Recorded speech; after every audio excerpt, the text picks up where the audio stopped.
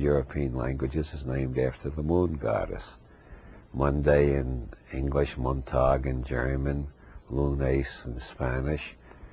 I did this in Amsterdam once with a very multilingual class. We worked our way all around Europe, and it's always the day of the moon goddess, which is the mother symbol, the all-providing breast.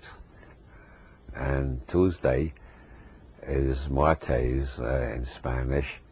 It's always named after a war god because it deals with the territorial circuit. Martes, it's always Mars. Tis was an ancient Anglo-Saxon war god. The Tuesday is named after.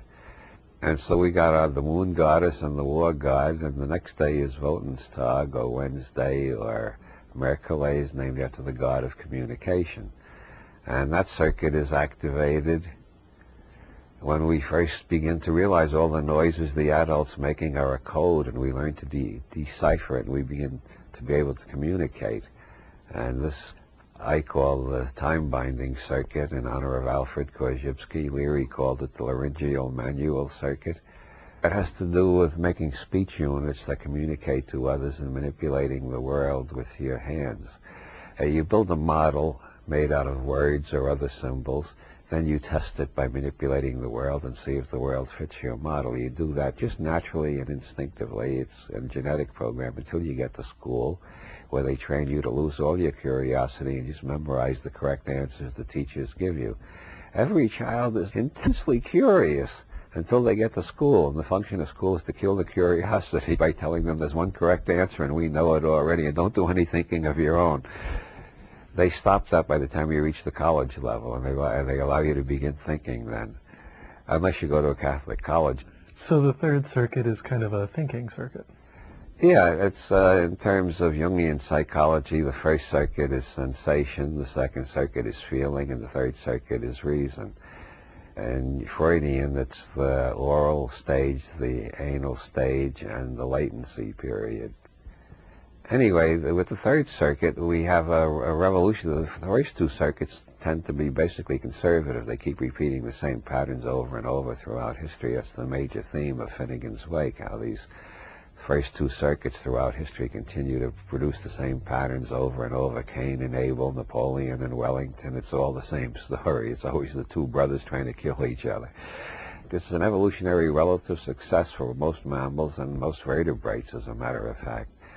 But the third circuit, by letting the information be transmitted across generations, creates this information acceleration, which gets faster and faster as it goes along.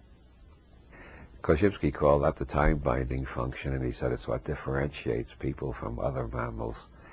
And once you get into the verbal and symbolic world, if you only learn words, you stay in one reality tunnel or belief system. I always abbreviate belief system as BS, I think a very useful abbreviation coined by my friend David J. Brown. When you learn mathematics, you find there's a variety of symbol systems. If you can think in both words and mathematics, you got a lot more freedom than people who only think in words. If you're good at visualizing, you have another semantic circuit that worried people don't have. Einstein, for instance, considered a great mathematician, said all of his ideas came to him as images first. Then he got the equations, and the third step was getting the words to explain the equations. This acceleration of information leads to faster and faster change, which is very disagreeable to the people in high positions of authority who have this burden of omniscience that they're supposed to be doing all the thinking, perceiving, smelling, sensing, hearing for the whole society, because everybody else is just supposed to follow orders. With this burden of omniscience and information doubling all the time, they get more and more out of contact with objective reality in the sense of what's going on in the sensory, sensual space-time continuum. And so they more and more are making their decisions based on the basis of things they learned when they were in college 40 years ago, or things they heard from older politicians before they got into it. And everybody's afraid to tell them when they're wrong, because that's the way you get a pink slip and wind up on the unemployment lines. So we got the acceleration factor of information and the deceleration factor of the authoritarian structure, which doesn't like the acceleration factor and keeps trying to slow it down. And that to me is the basic dialectic of history, information attempting to break free and ruling elites trying to stop the flood of information from unseating them and creating a world they can't manage because they can't understand.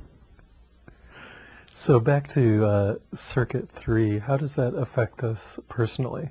Well, it gives us the capacity for perpetual learning and perpetual intake of new information and transformation of ourselves and our societies. And it also tends to trap us in the cocoon of our favorite symbolism so that we can't think outside that. Then our BS or our belief system becomes a set of blinders which keeps us from letting any new signals in.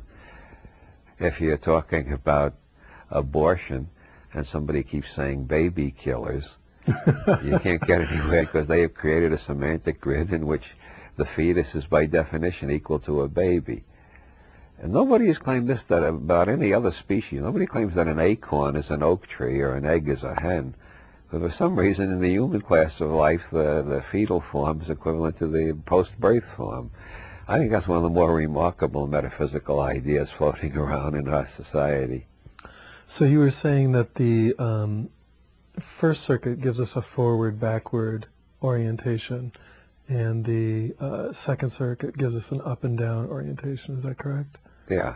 And so this Third Circuit orients us how? The Third Circuit seems to correlate with the fact that the majority of the population uses the left brain much more than the right brain and uses the right hand much more than the left hand. The left brain is connected to the right hand, the right brain is connected to the left hand. And this creates a basic left-right polarity in our thinking. And when you put together the forward-back of the oral biosurvival circuit, the up-down of the anal territorial circuit, and the right-left of the time-binding circuit, you got three-dimensional space, which is the first type of space mathematically organized by Euclid or somebody writing under the name Euclid or somebody earlier that Euclid ripped off or whatever. And that seemed to be the only real space up until the 19th century when mathematicians discovered other kinds of space. The reason it seems like the only real space is because it's the way our nervous system stacks information. And that's why the third day of the week is the day of the god of communication, Mercury or Wotan, as the case may be. So where do we go on the fourth day of the week, or in the Fourth Circuit? Well, Thursday, Thortag, it's always a thunder god and a father god. This is the domestication circuit. This is the socio-sexual circuit.